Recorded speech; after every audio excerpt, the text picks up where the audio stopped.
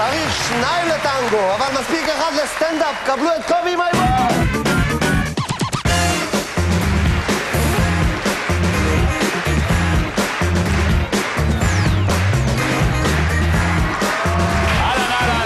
כמו שראיתם, שלום שלח אותי לרוקדים עם כוכבים. האמת, הפסקנו לרקוד, נכון? אתה מגיע לגיל שאתה מפסיק לרקוד בו, נכון? אם אתה רוקד זה רק באירועים משפחתיים, וגם זה רק כדי שהחתן והכלה יראו, נכון? איך שמגיע הוידאו אתה רוקד, מבסוט. איך שהוידאו נעלם, אני באוכל. מספיק עם השטויות האלה. יש בחתונות תמיד גם את הריקוד רכבת, מכירים את זה? איזה מגיש שלפניך יש מישהי פצצה שאתה לא מכיר, נכון? אתה לא עוזב אותה.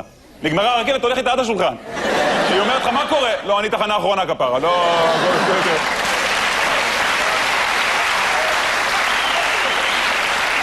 יש אנשים שמשתכרים במועדונים, כשהם משתכרים, הם יוצאים החוצה, תמיד איזה 2 תופסים אותם, נכון?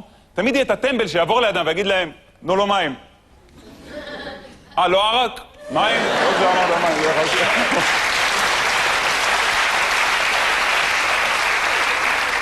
אם נדבר על מועדונים, יש את אלה שהולכים למסיבות טבע. מישהו היה פעם במסיבת טבע?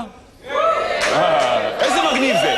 איזה מגניב זה מסיבת טבע, אתה רואה הכל בטבע, הכל מדהים. אבל יש את הבחורה הזאת שרוקדת עם הפויזים. אתם יודעים מה זה פויזים? זה החוטים עם הכדורים, עם הג'אגלינג הזה שהיא עושה ככה. איזה קשה להתחיל איתה, אתה בא אליה, אתה אומר לה, תגידי, מאיפה את?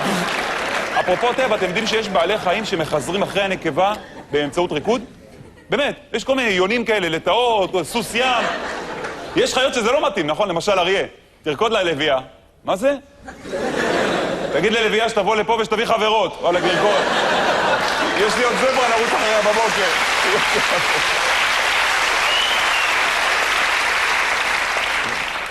יש את הבחורות האלה שיש להם בן זוג לריקודים. חברה שלי שחד כזה, בן זוג לריקודים. לא מזמן היא באה אליי, היא אומרת לי, תשמע, אני לא יודעת מה לעשות, הוא רוקד עם אחרות, אני לא יודעת מה לעשות. אמרה, תקשיבי מה תעשי, שימי משהו יותר חשוף. נעלה עקב, עודן, תבליטי את השיער שלך. תרקדים אחרים כאן, כי תוציאי לו את העיניים. יש לי סצח חוט, אני אומרת, רגע, לאן שלחתי אותה? מה? יש את הרוסים ברוקדים וכוכבים שהם טובים בהרמות, נכון? עכשיו, זה לא חוכמה, זה בגלל שכל היום הם עושים חזרות, הם עושים הובלות דירות. הם באים למקרר, ככה פותחים לו את הדלת, הם מגיעים לדירה השנייה, מורידים את המקרר, הוא יורד ככה המקרר.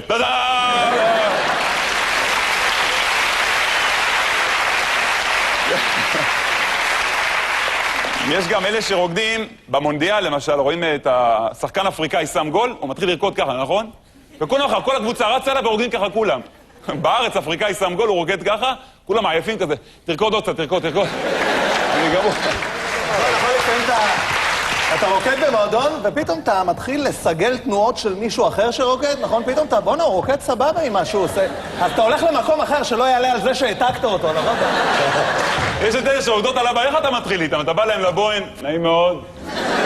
העניין הוא, אם בחורה שאתה לא מכיר רוקדת על הבר, איך אתה זורם איתה על המותק, ואם זאת חברה שלך, רדי ועכשיו. חשבון והביתה, עושה לי פדיחות. קובי, אתה יודע גם כאילו ברקדנס על הרצפה, או שרק... אתה מאלה שמסתובבים על הגב? עושה את זה. כן, יש כאלה, היו באים למועדון. אין לראות, האמת אמרתי כן, לא האמנתי שתגידי לי לעשות. אני לא יודע לעשות ככה. אני יודע, סובב אותי. מהראש. אז יש את זה, בוא תעשה, תן לנו לראות. נכון? יש תמיד שרוקדים ברקדנס, אז יש כזה מעגל, ויש את ההוא שהוא לא יודע להיכנס בפנים, אז הוא רק עושה את הפוזה כאילו, הוא חצי שעה עושה לך ככה. וכולם חכים שהוא ייכנס בינתיים, אחד אחר נכנס, והוא רק כל הערב ככה, בסוף הולך הביתה. איזה ריקוד עתיק זה. כן, האלה של הברקדנס. אני יודע ריקודי בטן, תראו, רגע.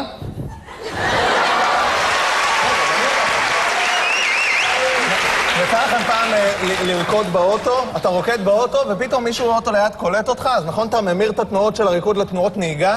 יכול פתאום אתה כזה, סי כבר! סי! לא רואה שיש אדום. מה ארז, מה? תודה רבה. כן, לא, הלכתי הייתם בריקודי ים פעם?